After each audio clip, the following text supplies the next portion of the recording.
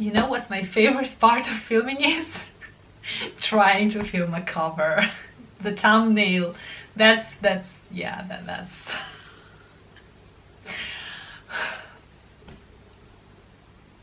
Hi there, book lovers! Welcome or welcome back to Cozy Novel Niche. Today I'm here with a video that I've already filmed, I believe, last year too, and it's a tradition that I'm quite enjoying, and it's filming my most surprising books of a year.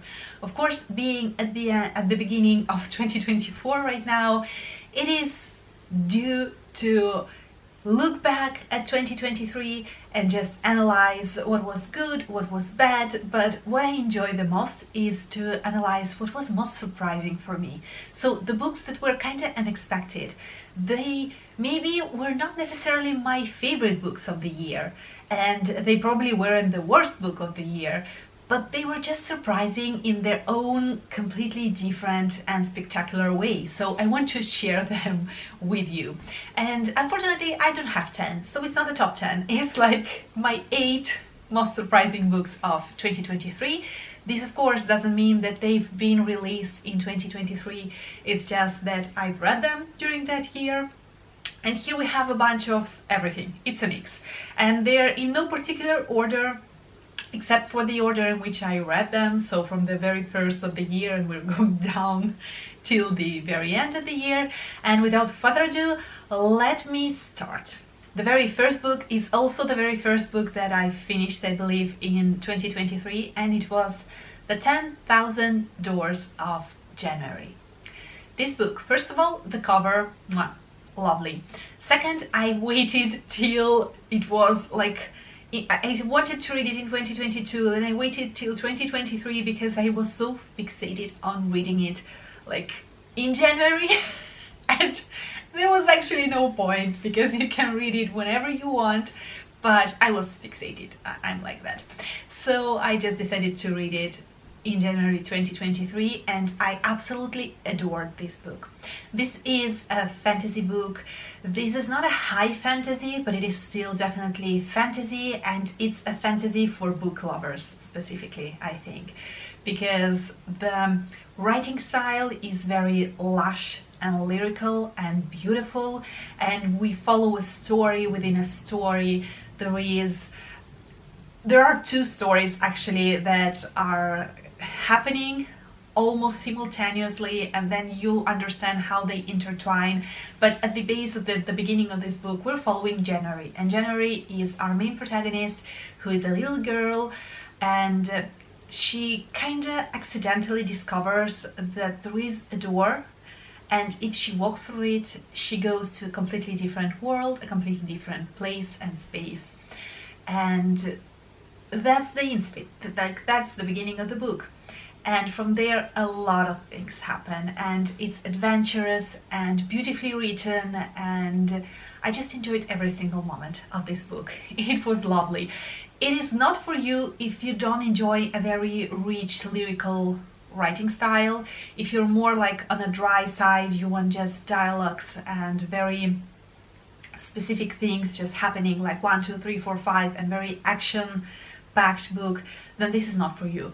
But if you are a reader that enjoys the experience of reading, then definitely give it a try. Even if you're not a huge fantasy lover, I think that you still may enjoy this book. The second book on my list is a non-fiction book, and the title is Big Friendships: How We Keep Each Other Close. This is a non-fiction book that I've read at the beginning of the year, and it is in this list of most surprising books because it was quite fundamental for me, and I just read it at a moment in my life when I was struggling with some of my friendships, and this book really helped me to set my priorities straight and to analyze everything that happened before and how I got to that point in my friendships, and what I wanted to change, and how I wanted to commit, how much I wanted to commit, and just how I wanted these friendships to grow. And this book is written by 2 authors. They are 2 best friends, and they speak a lot about their relationship, specifically their relationship. So they're analyzing their case, of course. So they speak from like their heart and their mind, and I listened to this book as an audiobook, which was quite good of a choice, I guess, because I enjoyed the experience of listening to two different voices.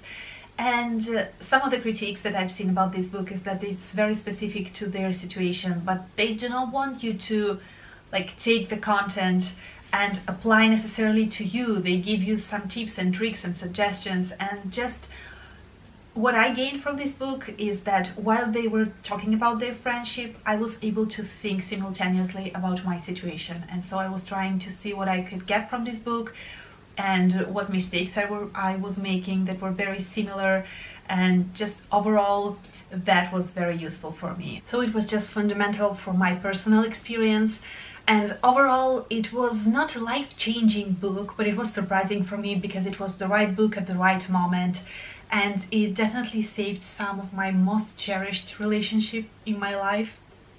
I was just out of breath for whatever reason. So yeah, this is on this list for that reason. And the next book goes definitely in a different direction, and it is a fiction book. It's very, very short, and it's Kim Ji-young, born 1982. I butchered that name, I'm so sorry. And I've listened to this as an audiobook, so I should remember how to pronounce that name. Yeah, so sorry about that. But this book was such a huge surprise because it was short, but it still had such a punch in it that went right to the right point. It was gut wrenching and just horrible, but also very, very much needed. This book speaks about Kim Ji-young, who is our main protagonist in this story, and she's an adult woman, and suddenly during a family meeting something goes wrong, and she kind of completely changes her way of acting. So everybody is upset, no one understands what's happened, and this book kind of explains to you what happened and why it happened and how it happened. And it shows you, through this story, it shows you all of the inequalities and just contrasts and things that are not working in South Korean society, because it focuses, of course, on a female protagonist, and there is still a lot of sexism in our society too, not in South Korean society, in our society here too, in Europe, in America. Wherever you go, there is still sexism, let's face it. So this book was very important about it, and it's very dry. This one has a style that it's very like go straight forward, and it doesn't go very subtle on things. It really shows you through punches in your face what it wants you to understand. And it was a very important book, very beautiful, again, very strong. So not for everyone, definitely, but yeah, surprising, and I love the experience of reading it. Next we go back in time with a book that is a bit of a non-fiction, but it's also fictionalized, but it's like somewhere in the middle, and it's Elizabeth and Her German Garden. I think that I've already raved about this book on this channel. This is a short book, again, very, very short, but packed of impactful like moments and quotes and just things that make you really reflect and think about our society, even if this book is set back in the days. And we're following Elizabeth and her experience of gardening and tending to her own German garden. And you may think that it's a silly concept, but it's actually not, and it's all about having your own place and finding your own voice. And she's not a lovable character whatsoever, but the relationship that she has with her friends and her husband, everything is so intertwined, and the relationship with nature, how it changes throughout the story. I just thought that it was beautifully written, and again it was very impactful and meaningful, and I wasn't expecting it from this kind of book. I just thought that I would be reading something rural and maybe a little bit cozy. Well, it was not what I was expecting, so I was surprised, and I also enjoyed this book very, very much. Next book on my list goes in a completely different direction, and it's Half a Soul. This is the first book in a trilogy, I believe, and this is a fantasy Regency romance with fays and fairies in it, and it was lovely. I mean, this is on this list just because I was so surprised that I enjoyed something that could so easily be done wrong, but it was done in a tasteful and lovely way, actually, and so I wasn't expecting it. And a fantasy setting in the Regency era was unexpected for me, so I definitely enjoyed it, and I hope to go on with the series. Plus, this book came with me to my honeymoon in Japan, so I will forever cherish it just for that reason. So yeah, if you're on for something there is a romance that is still proper and lovely, with a grumpy male character and definitely an unusual female character, then go for this one. Because in Half a Soul we have our main protagonist who actually has half a soul, so she feels just half of what she needs to feel. Like everything is just halved.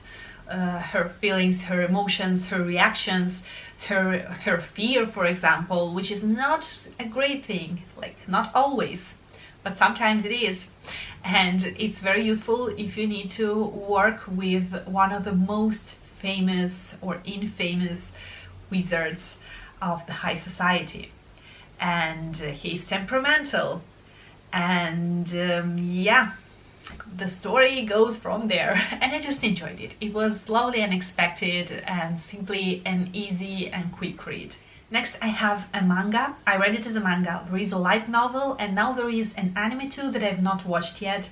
And the manga is I Diari della Speziale in Italian, and in English it would be like The Apothecary Diaries, I believe. And this is just absolutely lovely. I adored this manga. I've not finished it yet, but I'm loving the experience. I'm at volume 11 right now, and this is just mwah, I love it. We're following our main protagonist, Mau Mau, who is a girl who grew up in the kinda red quarters. Red quarters, do you call it like that? Like the brothel quarters of the imperial city. She was like kinda brought up by women from the brothels, and so she knows a lot, but at the same time she is the daughter of an apothecary of a doctor. And so she knows a lot about herbs and stuff like that, but she's obsessed with venoms and poisons and dangerous plants, just really, really obsessed. And so her life goes that she ends up at the imperial court, and she needs to live there for a little bit, and she meets people. There is mystery and a little bit of thriller and a little bit of romance and a lot of comedy, and I just love her. She's amazing. She's such a no-nonsense girl, and I just adore her. It's lovely. Just do something good and buy it, read it, search it on the internet, whatever you wish, like as an anime or a manga or a light novel. It's lovely. I enjoyed it so much. Then the next one is the only book in French that I've read last year, and it's on this list because I enjoyed it. And it was Rosaline, Justicière de l'Ombre, the first volume of a series, and it was an amazing experience. It was actually easy for me to read it because it was planned for children, and so as a children's book it wasn't very difficult for me, and I just enjoyed the atmosphere, going back to Versailles, Marie Antoinette. I just adore that historical moment, and imagining just all of the costumes and the dresses and the balls and the intrigues of the palace, stuff like that. I just always enjoyed that. So yeah, this was lovely for that reason. It was a surprise that I enjoyed it, that it was so easy for me to read, and it's not a great book, but it's still lovely, and if you have an opportunity, just give it a go.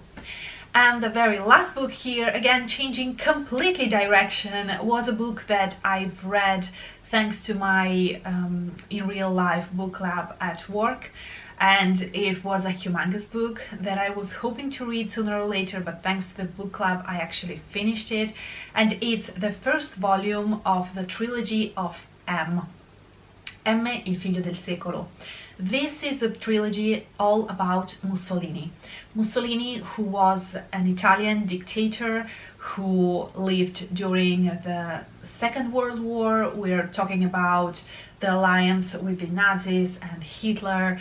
So very complicated times, and this very first book that is like so high, it's like 800 and something pages, is all about his the beginning of his transformation from being a socialist to becoming the dictator that we will later know.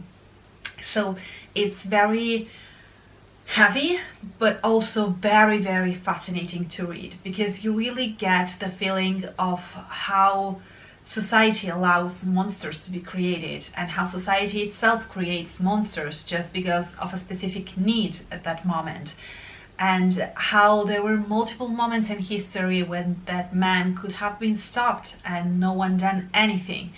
And I just know that at the end of that book I was fuming, I was infuriated.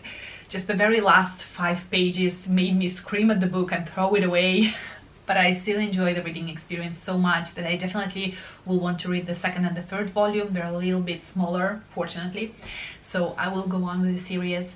But if you have an opportunity, and if you love non-fiction and you enjoy learning more about history, I definitely suggest this one, because it's not a dry non-fiction. It's also not exactly non-fiction, because we have fictionalized parts and we have historical parts taken from the papers or the letters and stuff like that. So it's a mix of fiction and non-fiction, so it's more easily readable, but it's a big boy. So you really definitely need a high motivation to go through this one, but I definitely recommend it. I loved it. I know that it's been translated in different languages, so just search it up. And reading it in Italian was absolutely a lovely experience. It's very well written, and I will go on with it sooner or later. It's very intimidating, but I will definitely. So yeah, these are my 8 books. This video is so long, so sorry. And let me know down below what were your most surprising books of 2023. Not necessarily something that you loved or hated, but something that surprised you, that was unexpected for whatever reason. Just let me know down below. And thank you so much for watching. Curl up with a great book, and I will see you very, very soon in my next video. Bye! Ciao!